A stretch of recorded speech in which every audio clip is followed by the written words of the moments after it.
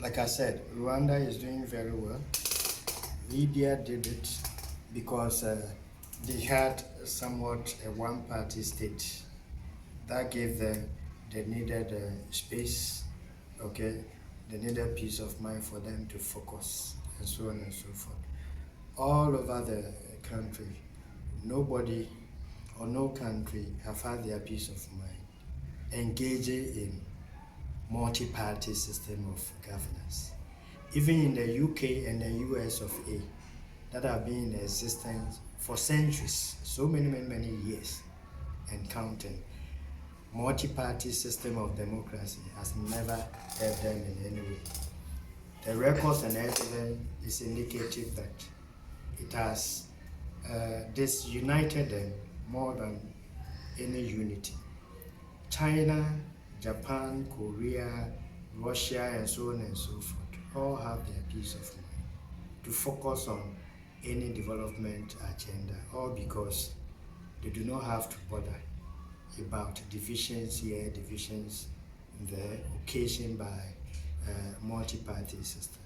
Unfortunately, in our part of the world and as Africans, even where we've had to grapple with the presence of multi-party system, the African will not understand why, if you have more than two-party systems, your development will be stalled.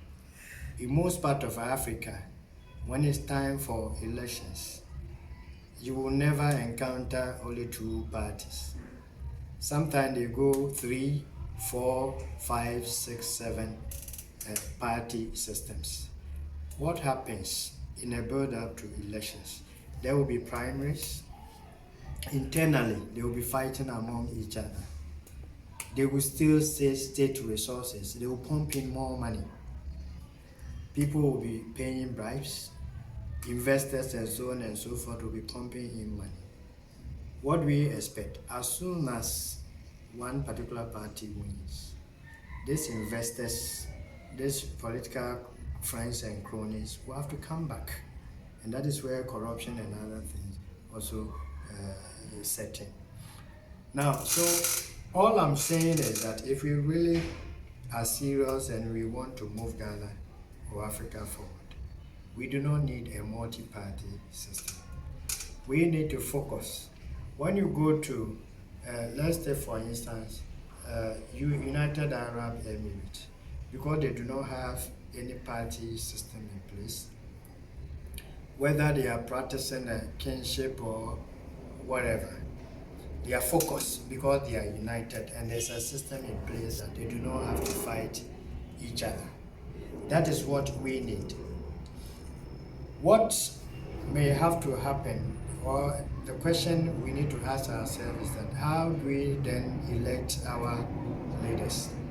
In Switzerland, for instance, I think they have a beautiful system. They have a 7-member panel in place. That is rotational. So this one will be in power for this period, and then maybe the other one will also come and so on and so forth. So there's no room for anybody to fight the other. Ghana can also develop a system where we may have opinion leaders. To begin with, we have the Council of State in place. You know how we get membership into the Council of State. Every region of Ghana is represented. We may begin from that angle and then maybe expand it, the membership. We may expand the membership from Council of State and include some more prominent leaders of this country. We may have members of the clergy. We may have some more members of the traditional council. We may have engineers. We may have members of the bar, members of Ghana Medical Association, and so on and so forth. So that depending on the numbers that we want, we will recruit such persons to elect our officers, to elect our leaders. If it is every 5 years, and so on and so forth, these persons are more than capable of electing who we think should be our president, who and who we deem it fit to represent us in parliament, and who we deem fit to represent as regional ministers, and then municipal chief executives, and so district chief executive, CEOs of government, and so on and so forth. That is one bit of it. Another bit of it too is that these same people are capable of electing or appointing who the chief of staff should be. They are capable of appointing who the chief justice is supposed to be. They are capable of appointing who the IGP is supposed to be. They are capable of appointing who the special prosecutor or maybe the Speaker of Parliament should also be. And that will be more neutral than we carrying our entire life, our entire being, and dumping them right at the doorsteps of these same politicians that we somehow perceive them as corrupt. To begin with, why do we even have to make laws and entrust all our being, all our future, all our existence in the hands of people that society will not believe in them? The same people that you and I say are corrupt are the same people that we make law that all the powers reside in the president. If you give all the powers of a country and you place them at the doorstep of the president, what then do you expect? And why will you make laws and claim that there is a parliament, and then members of parliament are the same people who should become ministers of state? There's no sense in that. Common sense should tell you that a system like that is bound to fail, all the way from the beginning, all the way from the scratch. You can never have such a system in place and still expect any meaningful, governance system. As we have now, our parliamentarians are appointed as ministers. They go there. Parliament is supposed to either to be our savior, to the extent that when the president becomes corrupt, when the president is stealing our resources, when the ministers are looting the state, Parliament is supposed to be there playing the role of checks and balances. Unfortunately, the constitution we have in place has still empowered these same perceived corrupt people, to become, as it were, the same person marking themselves as minister in Parliament again. How do you expect it to work? The minister has gone to steal something. You bring the person to Parliament. The person himself or herself is part of Parliament. The government, the executive, want to award some international contract to some third party. Parliament is supposed to be in existence to ensure that we don't loot state resources. The same Parliament, we have members of the executive playing roles in Parliament. They go and approve laws that are supposed to bind on you and I. And we still expect Ghana to develop. Such a system is bound to fail from the onset. We do not need that. Bottom line, we need a neutral system where you and I will not have to waste money. You and I will not have to waste our energy. You and I will not have to waste state resources every 4 years. Look at the amount of money we give to our electoral commission every 4 years for district elections, for members of parliament elections, presidential elections. All this money could be used in creating jobs and employment for the citizens. All this money could be used in developing the educational sector, the medical sector, and other sectors of the economy.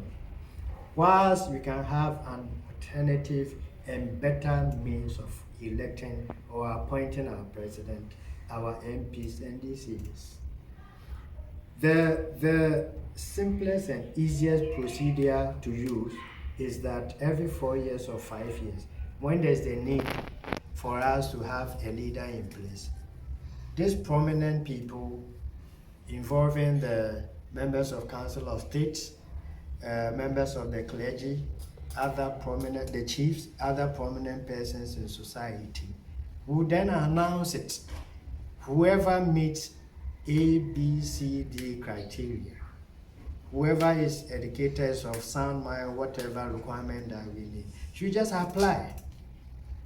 They will shortlist. At the end of the day, these prominent citizens of ours will beautifully vote at the top, elect whoever emerges victoriously, because these are fairly represented from all the regions, from all the districts, from all the spectra of education, and then our economic setup. To the extent that whoever is chosen, Ghanaians should have faith in them that yes, this is the person chosen to become our president. These are the rest appointed to be ministers. These are the rest who apply or nominated for the position of members of parliament. So that the ministers will focus on their core mandate. The parliamentarians will also focus on their core mandate. No citizen, no leader of Ghana should be seen and categorized or compartmentalized into portfolios of MPP, NDC, PNC, whatever, and so on and so forth. Because multi-party system is the pain, is the number one enemy of all African countries. There's no exception on that. So not until African countries realize this as a serious concern and as a serious problem and begin to have alternative means of governance system, we'll still remain where we are. Every 4 years, we'll loot our resources, we'll pump them into elections.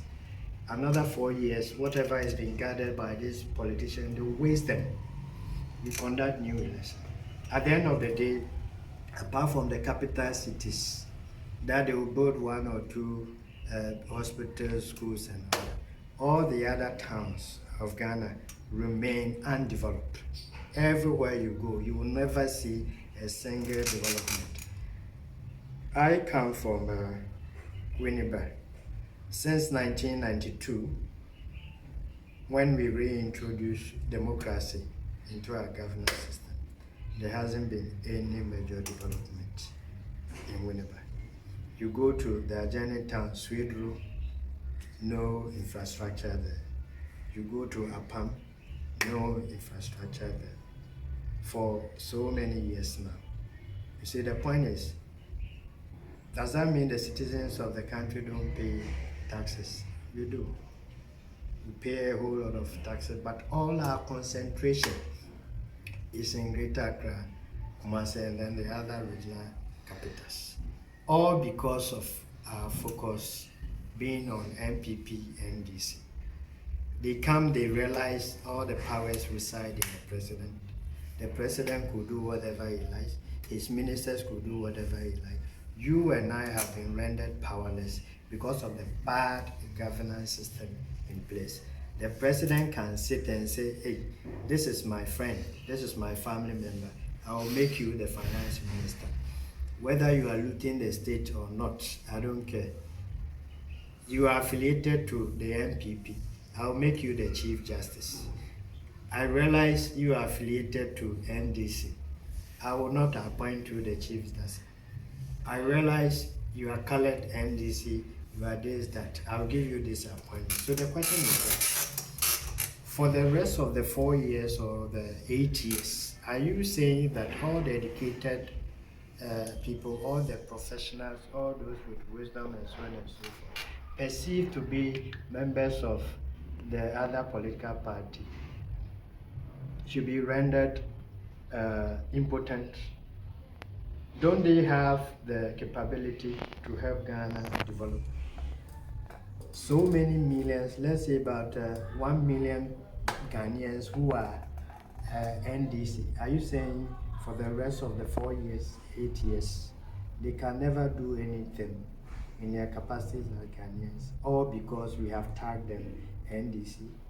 Are you also telling me that should the tables turn and NDC come into power, the rest of the 1 million Ghanaians will also be rendered incapable of contributing in their little way, all because of multi-party system?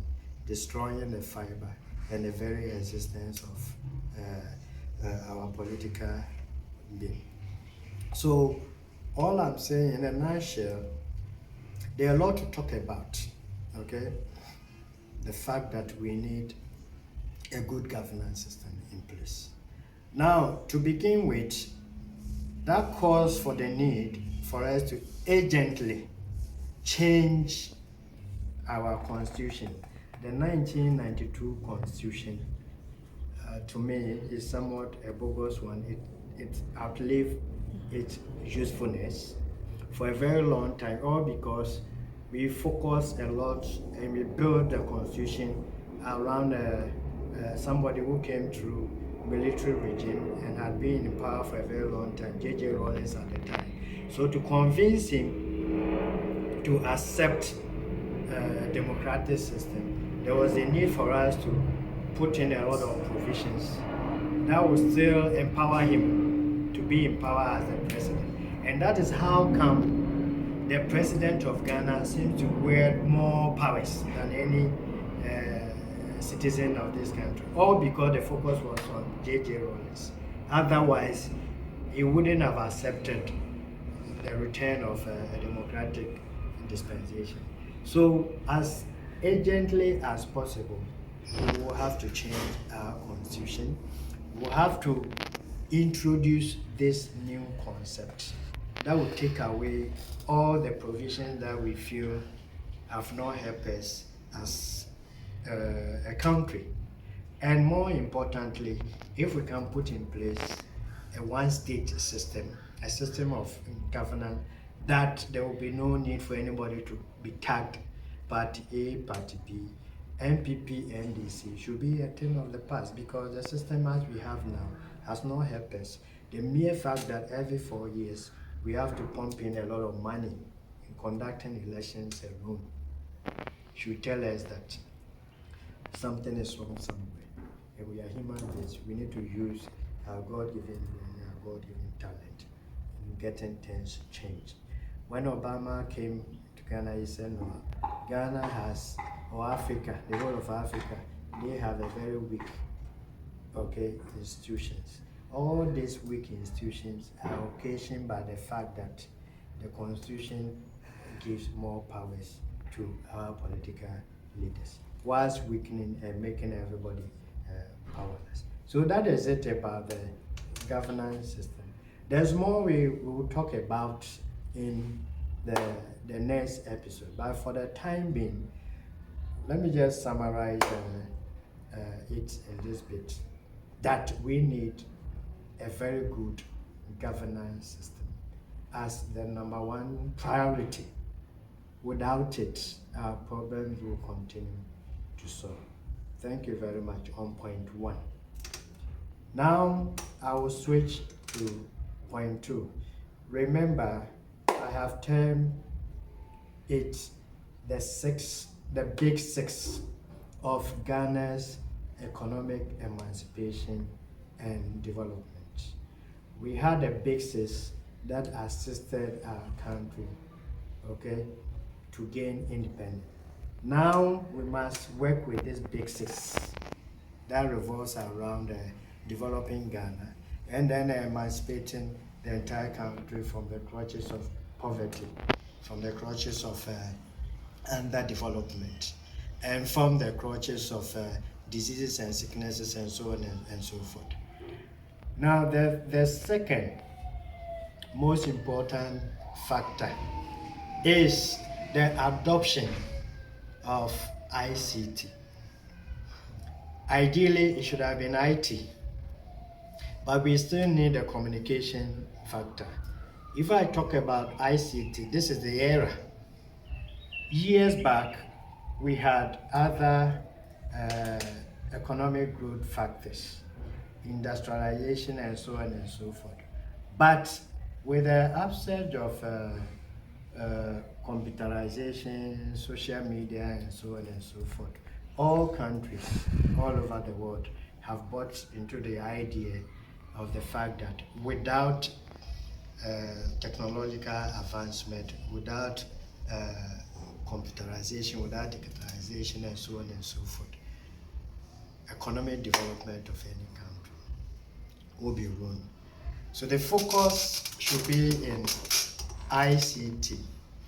Now, with information is vital. If any country will want to exist, the country's citizens should be well informed. Whatever is happening, the citizens have a role to play. The government also owes the citizen responsibility to let them know whatever is happening.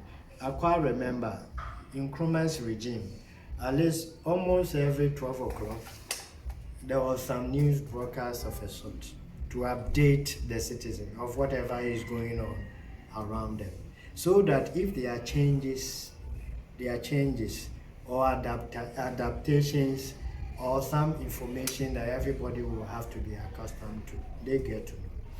Information must go as far as to the hinterland, all villages, all towns, okay, as citizens of this country must be fed with whatever information that is necessary. Without information, we will not develop as a country. Now, with the information aspect, we need which information is vital, okay, and that we feel should be churned into the public domain. Information that is of no benefit to the country, the state must ensure that such information will not go public. There should be regulations. We need policies where the government setup will sieve through, okay, things that should go out and things that should not go out. That leads me to the next component of ICT, which is the communication component. The state must be at the forefront of communication. As we have now, the whole system is polarized. A country can never develop with this myriad, with this so many television stations, so many radio stations, so many media platforms, so many bloggers and so on, who are all not properly regulated. You don't develop a country like that. In those days, we had only Ghana Broadcasting Corporation. So all citizens would tune in and listen to Ghana Broadcasting Corporation. I think in the Western countries that even have the capability to have more than 100 TV stations, their focus is mainly on one. America feed its citizens more on CNN. BBC feed its citizens more on BBC. The England more on BBC. China, they have their outlet. Almost all the countries are having their mouthpiece. If you then sell your own story, how do you expect other international media outlets to sell and tell the good aspect for you? As a matter of urgency and as a matter of importance, we need our own communication channel. I call on the powers that be to put in place policies and measures.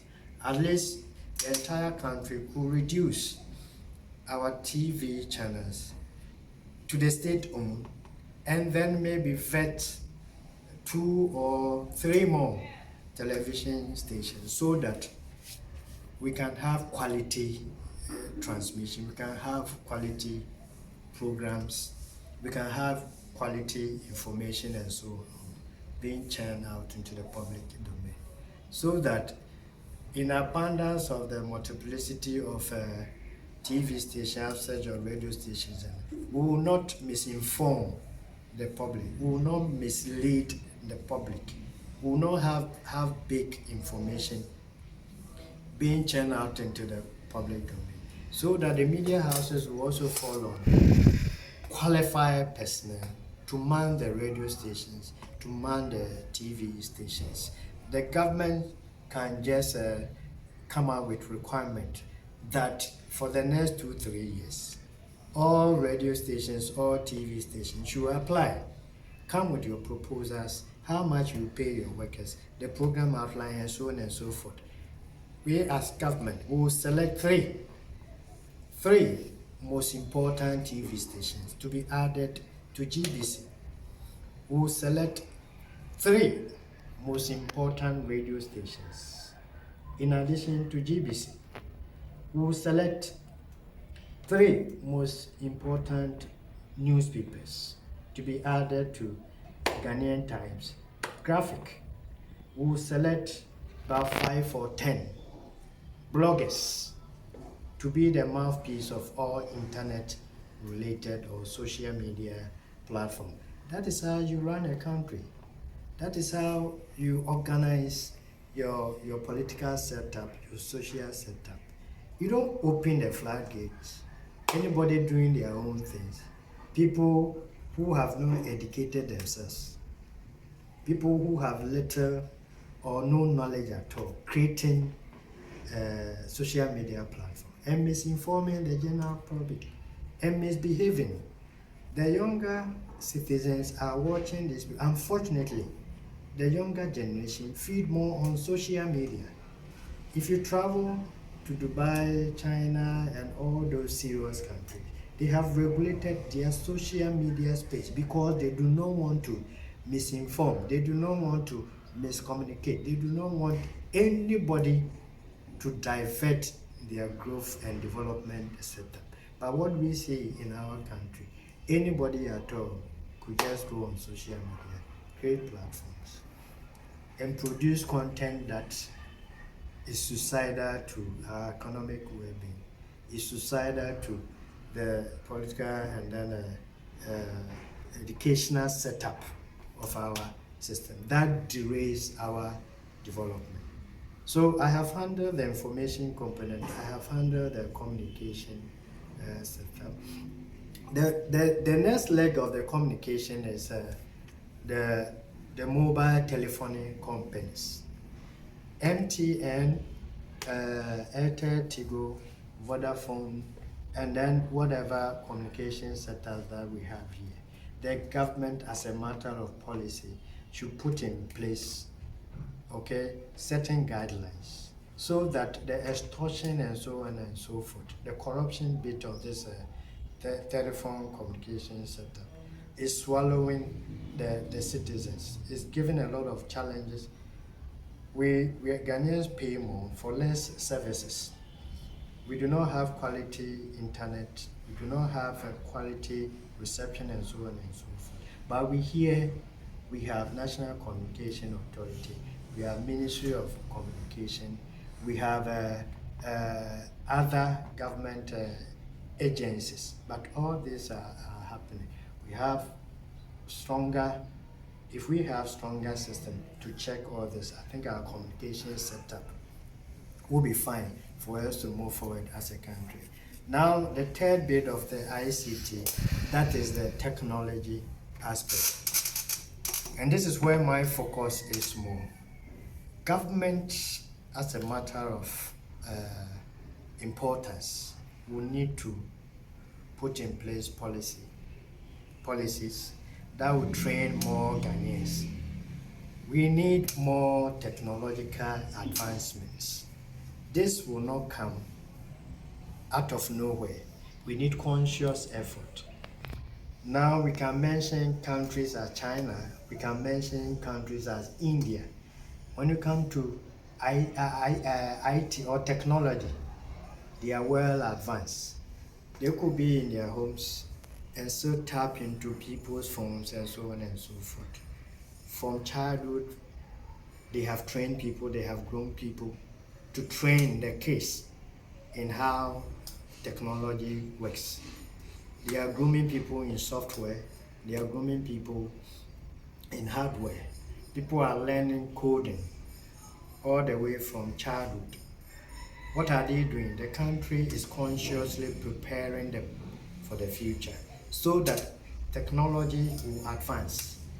More of the countries are eating into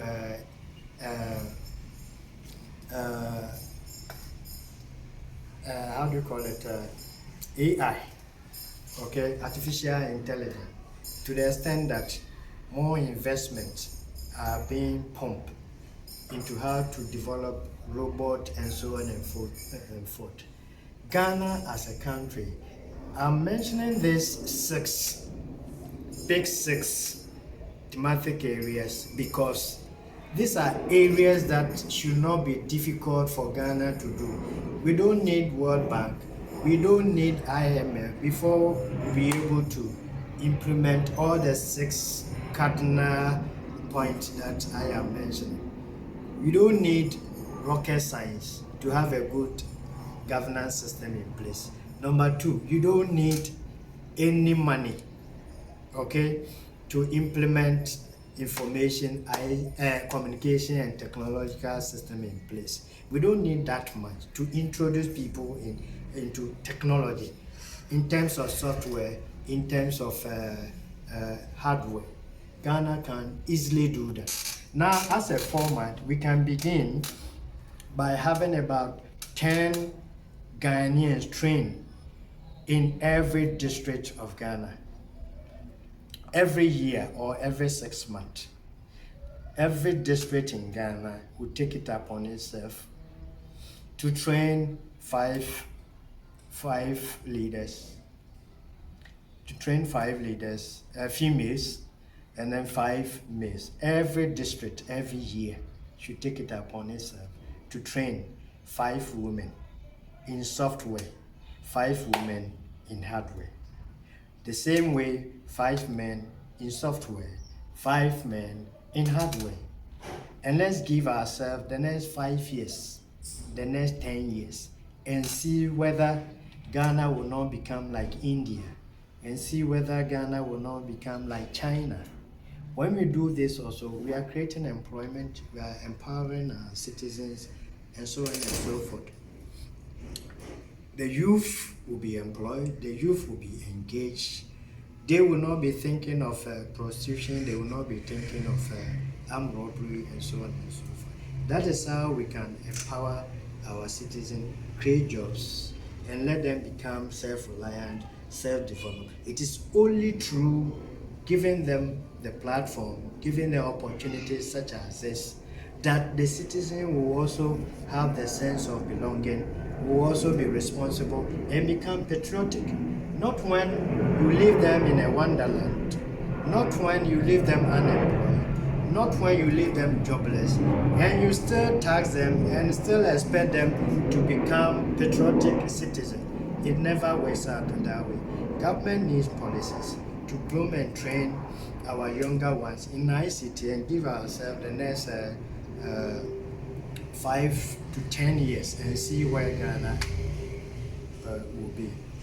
Thank you very much on point 2, which is ICT.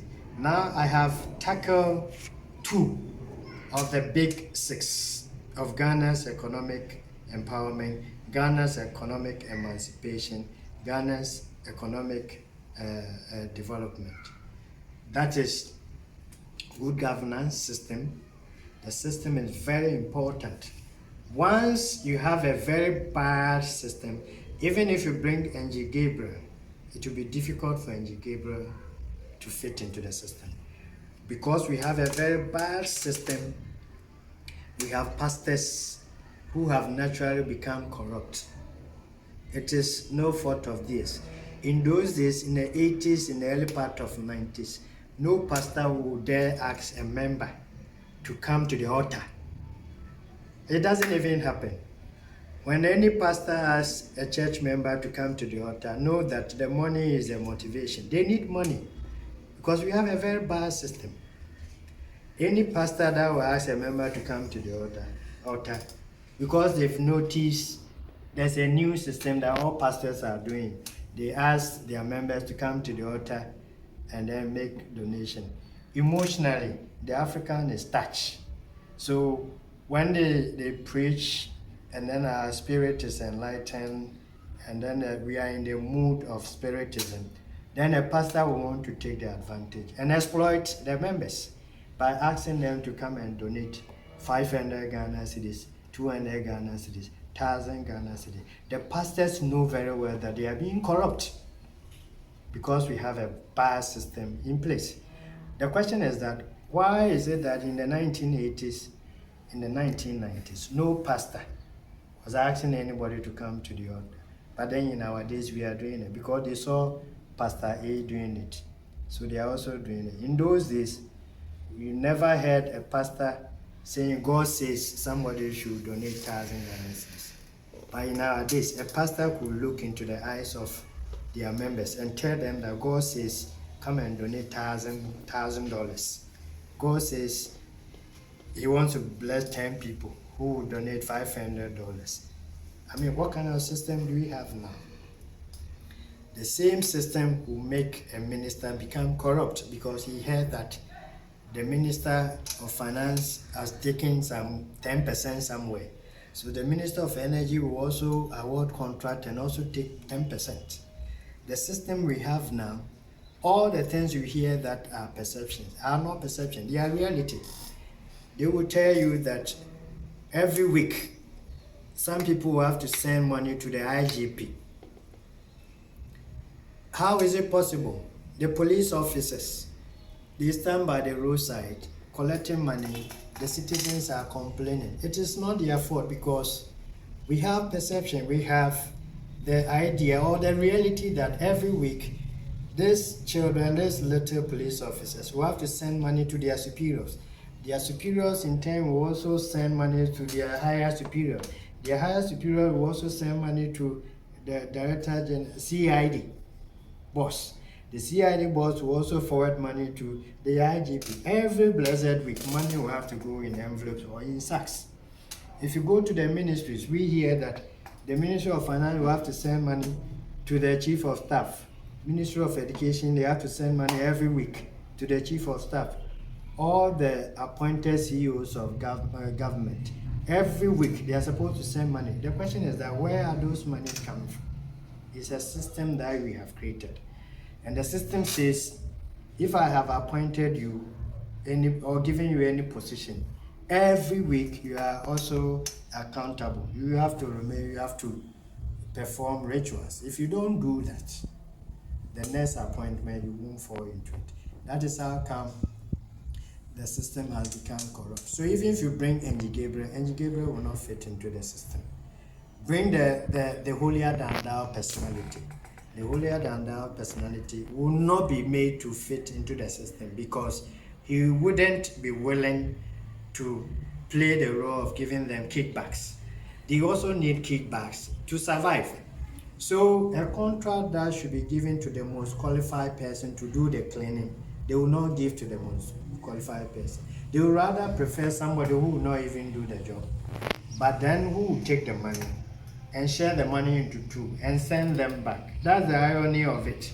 The same government that is paying $10 million for a tax to be done that will benefit you and I will pay the $10 million, and then the contractor will bring back $5 million to them. They share it into their individual pocket. The system is said that state land that are supposed to be used for building roads, that are supposed to be used for building schools, that are supposed to be used in developing Ghana, having skyscrapers, nice buildings, okay, for Ghana to be beautiful, developing our villages, the towns, and so on and so forth. They will not do that. They will rather want to share the lands, the state land, to their friends. They give them 50 acres, then they go back for 50 acres out of it. They can share it to their family members. They can share as political leaders. Where did we go wrong? These are the sort of system that we need to change on the governance aspect. Now with this system, there's hardship, okay? There's poverty, there's sickness, there's disease. As a result of the unemployment and the hardship, the youth have no option than also find other means of survival. So most of the ladies have turned themselves into slave queens. Some are doing prostitution as a means for survival.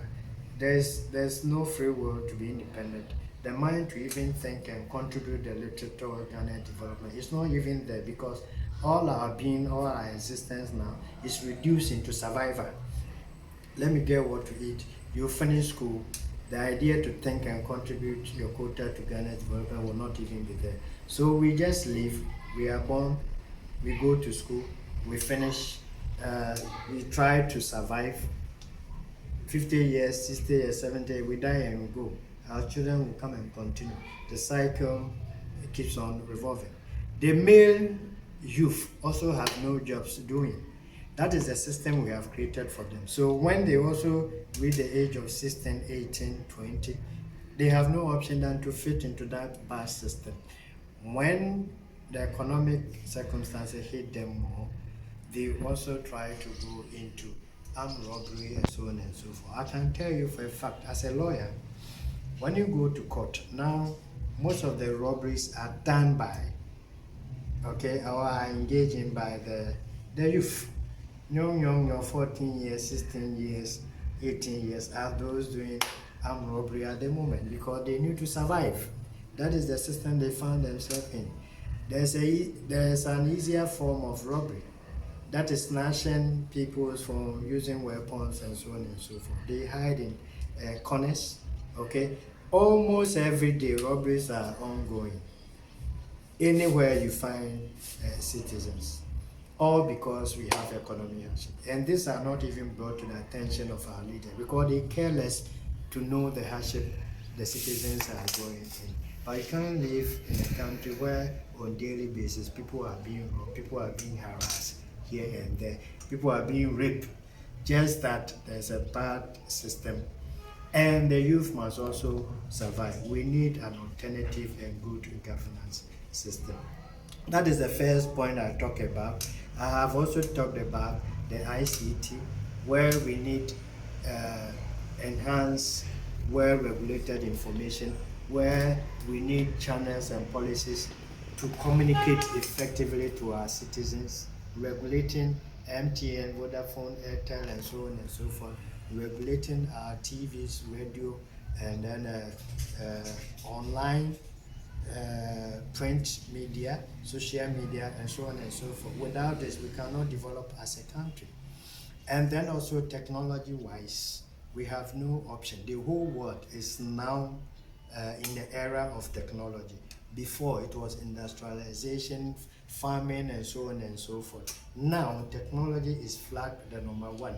Ghana is also a country. We cannot stay back and be watching. In the agrarian period, during the farming period, Africans sat and watched. We didn't develop. When we got to industrialization era, Ghana was still watching, Africa was still watching. As we speak today, Ghana does not have industries. Africa do not have industries. Every now and then, the world is moving forward, but we don't do anything. Now that we want to move forward, we need to catch up, okay, with where the world is getting to now. We backtrack to try and see where they started from, okay. We could also go back and be doing it while we still catch up with technology.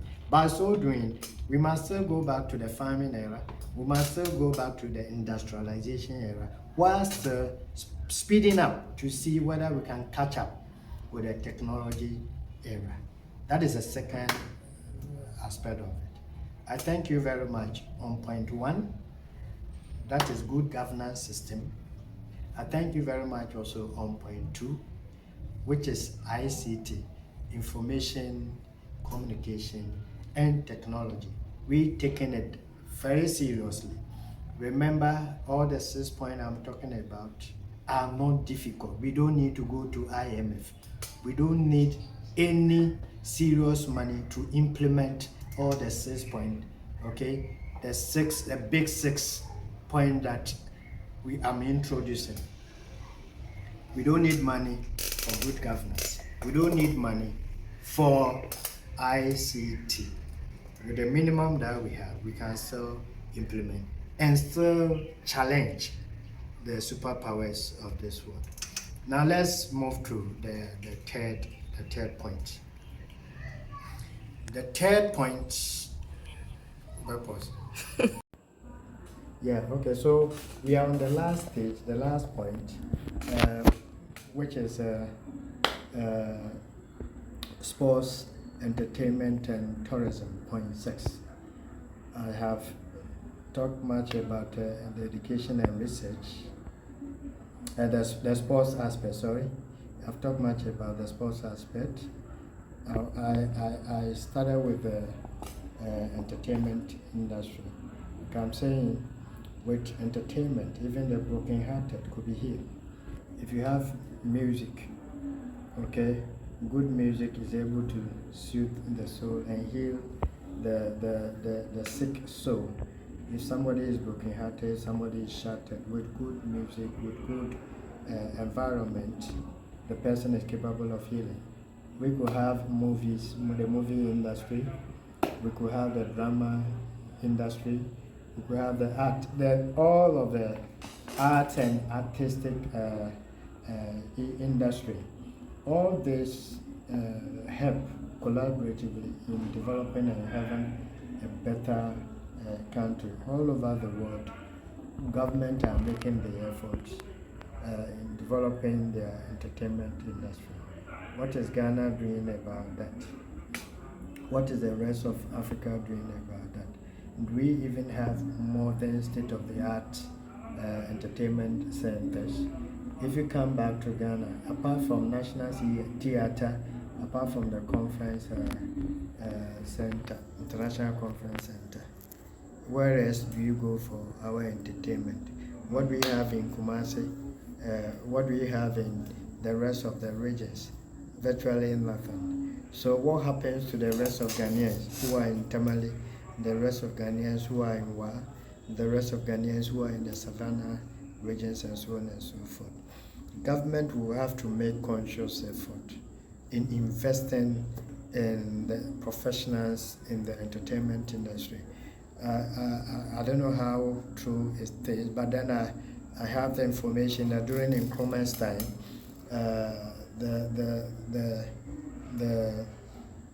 the aspect of investing and giving houses to some of our renowned musicians, Papa Yang, most of the renowned musicians we have in Ghana, Nkrumah made conscious effort in investing in them by giving them houses. Some were given loans and so on and so forth. Moving forward, I believe it is time the government will have to invest more into music industry, infrastructure, and so on and so forth. And even if there is the need for government to identify persons with talent, encourage them also. And just as we had the model, my recommendation that we had football academies or sports athletic academies, one for athletics, one for football in almost all the district level. We can do the same also for entertainment, where we can properly register our citizens who have talent to go into entertainment, those who want to act, those who want to think, those who want to go into other forms of entertainment, production, and so on and so forth.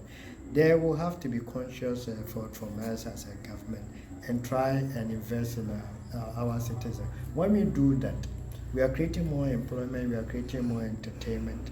That will make Ghanaians happy, so that Ghanaians will also be patriotic. It is not when you are making the system so hard, you are making the system so depressed for them, and you still expect them to be patriotic. You don't create a hard system and still expect the citizen to pay obnoxious taxes and still expect them to be happy.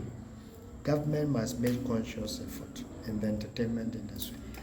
The last leg of the 6 point, that is tourism. In fact, at the moment, that is the most important factor that should also override most of the point that we've talked about. Globally, everyone is investing in tourism. To begin with, I would recommend that the government of Ghana will take a critical look at how we make Ghana visa difficult for non-citizens of Ghana to visit our country. I mean, we can begin with a policy that all non-African countries should visit Ghana free of charge. In fact, why should somebody coming from America, okay, somebody coming from Europe and so on and so forth, on the average, be made to go through the hustle and so on and so forth? Some may be investors who have it all and want to come to your country and then invest into that. The government will have to bring in laws. The government will have to bring in policies that will make it easier for tourists to visit our country more than necessary. If you go to Israel, Israel is making more money from tourism alone because people are just flying in and out. By so doing also, we should also make conscious effort by developing our tourist sites. At least it shouldn't all be this slave tombs and so on and so forth. Slavery is something that we shouldn't pride in. We are in a modern era. Much as we may want to remind people about past and so on and so forth, I believe we should be more pragmatic. We can create more tourist sites of modern status. I will try to drift away a bit. It's not like I encourage the construction of the National Cathedral. In a way, if you look at the motive behind, the National Cathedral was supposed to also be a point of tourist attraction. For that, I side with them 100%. Just that our mode of implementation and then the construction, some people wanted to take advantage of the system and still siphon the resources. But I believe whether this government or whichever government that comes, the National Cathedral should go on. The citizens were not educated enough to know why the National Cathedral should be built for Ghana. It will boost our tourism industry. It will give us more infrastructure for people to come. I laud the government in establishing the KWAME Museum and so on and so forth. I'm sure it's raking in money presently. We can build more tourist sites, not necessarily focus in Accra, but in all parts of the region, so that when tourists come, some can go to Wa, some can go to Bolga, some can go to Keko, some can go to Takoradi, and so on and so forth.